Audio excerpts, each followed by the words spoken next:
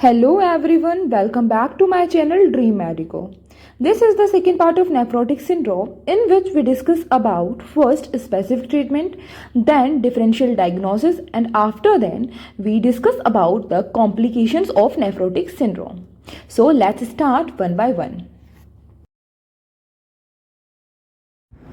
So in specific treatment, first one is the initial therapy in nephrotic syndrome.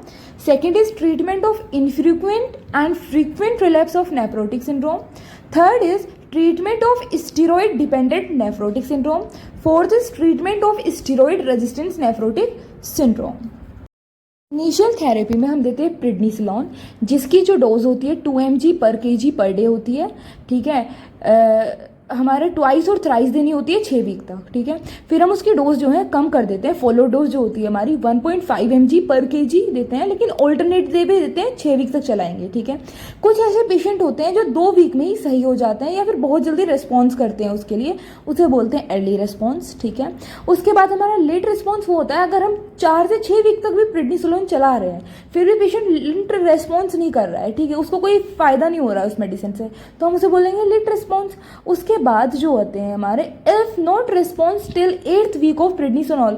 अब हमने उसको 8 हफ्ते हो गए हैं हम प्रेडनिसोलोन देते देते, लेकिन वो कोई उसमें इफेक्ट आ ही नहीं रहा, कोई चेंज आ ही नहीं रहा, पेशेंट का बिल्कुल भी ट्रीटमेंट हो ही नहीं रहा है, बिल्कुल भी स्टार्ट हुआ ही नहीं है, तो हम उसे बोलेंगे स्टीरॉइड रेजिस्टेंस. मतलब कि वो रेजिस्टेंस है उसके लिए, उस पर वो काम नहीं कर रही है, तो हमें वो चेंज करनी पड़ेगी.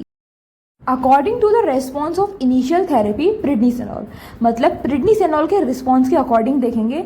अगर रेस्पॉन्स उसका रिमिशन है, मतलब कि नो एडिमा है, एडिमा है नहीं, यूरिन भी हमारा प्रोटीन फ्री है, 3 कॉन्जिक्यूटिव डे. कॉन्जिक्यूटिव डे का मतलब होता है 3 लगातार दिन तक उसके यूरिन में प्रोटीन नहीं आ रहा है, then condition is known as remission.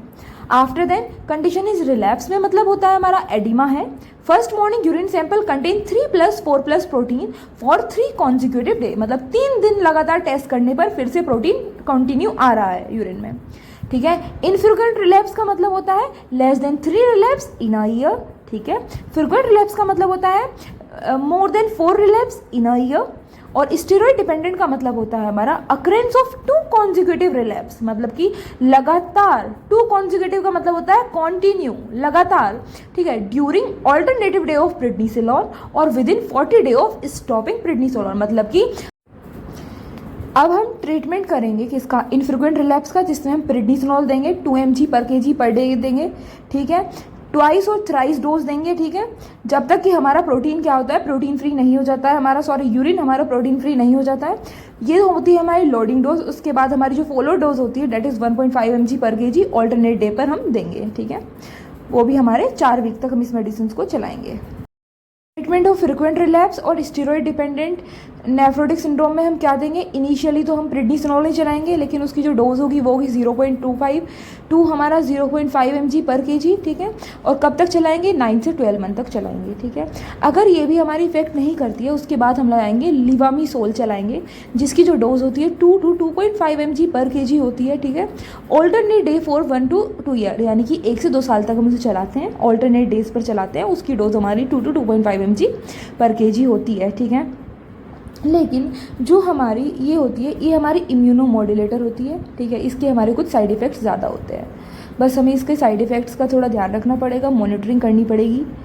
After using levamisole we use the next medicine that is known as cyclophosphamide, जिसकी डोज होती है 2 to 2.5 mg पर kg पर डे, जो कि हमें 3 महीने तक चलानी है कॉन्टिन्यू. ठीक है, ऑल्टरनेट डेज पर सिंगल डोज जो होती है हम प्रेडनिसोलोन की चलाएंगे, जिसकी जो डोज होगी वो कितनी होगी, 1 to 1.5 mg पर kg होगी, वो भी हमें 3 महीने तक चलानी है. लेकिन जो हमारी साइक्लोफॉस्फोएमाइड होती है इस मेडिसिन का हमारे साइड इफेक्ट कुछ ज़्यादा होते हैं, इसलिए हमें इसमें कॉन्टिन्यू मॉनिटरिंग करनी पड़ेगी. ठीक है, एवरी मंथ हमें इसका ब्लड काउंट चेक करना पड़ेगा, और हो सकता है इसकी साइड इफेक्ट की वजह से इनफर्टिलिटी भी हो जाए, लेकिन ऐसा नहीं है कि वो इनफर्टिलिटी जो होती है वो रिवर्सिबल होती है. जैसे ही हम उसको बंद करना है तो इनफर्टिलिटी अपने आप ठीक हो जाएगी.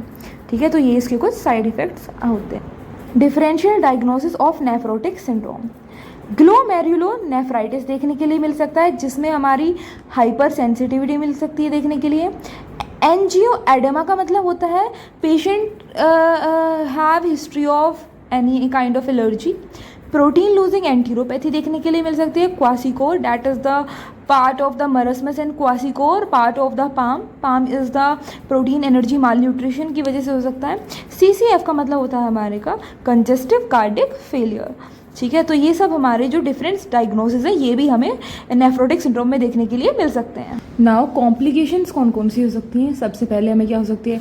इन्फेक्शन होता है, कोई भी अपर रेस्पिरेटरी इन्फेक्शन मिल सकता है देखने के लिए। ठीक है, UTI इन्फेक्शन मिलता है हमें देखने के लिए। ठीक है, common organism are the encapsulated pneumococcus, most common होता है निमोनियोकोकी। ठीक है, मिल सकता है हमें देखने के लिए। HI influenza, gram negative bacilli मिल सकती है।